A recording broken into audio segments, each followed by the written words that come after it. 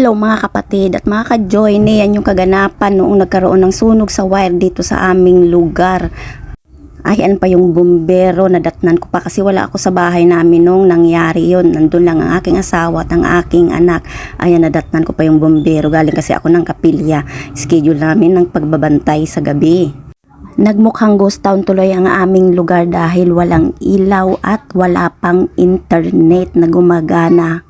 Mabuti na lang at maagap din ang bumbero dito sa aming lugar at agad na naapula ang apoy kaya hindi na kumalat pa at napatay na nila kaagad. Walang ibang ilaw dito bukod tangi sa 2 poste na may solar na nilagay ang aming barangay. Yung ibang dumadaan naman ay nag-flashlight na lang. At ayan ang aking bahay, nakakabinging katahimikan.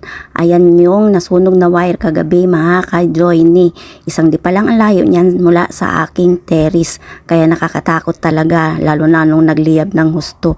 Buti na lang nataon na wala ako sa aming bahay nang nangyari iyon. At ang naiwan lang ang aking asawa at ang aking anak. Naku, baka ninervyos ako ng husto at tumaas ang aking presyon. Paano naman kasi nagsala-salabat na yung mga wire dito sa amin. Ang wire ng kuryente at ang wire ng internet. Sabi nung taga Samico, ang naging sanhi daw ng pagliyab ng kanilang linya ay dahil din sa linya ng mga internet.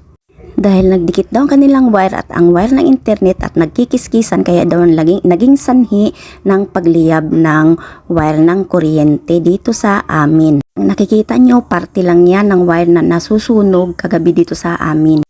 Buti na lang, awa ng Panginoong Diyos hindi naman lumaki yung sunog. Ayan ngayon ang nangyayari sa wire sa aming poste. Sunog na sunog. Pero gagawin nila yan maya-maya ng mga taga Samico dito sa amin. Diba, delikado, malapit lang sa mga bahay-bahay at ayan na yung mga taga Samico, sinurbin na nila para gawin at ayan na nga, ginawa na nila, inumpisahan nila sa kabilang poste, pero yung sa amin, hindi pa. Ayan, kinabitan nila ng panibagong poste kasi ang dati nga naman na inilagay ay kahoy lang at ayan pa yung mga box ng internet, nakalaylay pa. Yan kasi yung lugar na yan ang nagliyab daw kagabi, may pumutok dyan. Ayan, ang ganda na ng wire na kanilang nilagay ngayon. May balot na, hindi tulad dati na may live pa nakasama. Kaya medyo payapa na kami ngayon dito. Dahil nga naman, itong lugar namin, pag araw ng tag-ulan, ayan, nagbabaha kami dito. Yung kalsana na yan ay nagiging ilog pagka sobrang baha talaga dito sa amin. Kaya delikado talaga, lalo na kung may maputol na wire, nako, ubos talaga kami dito. Buti na lang pangyayaring ito ay hindi na taon ng tag-ulan.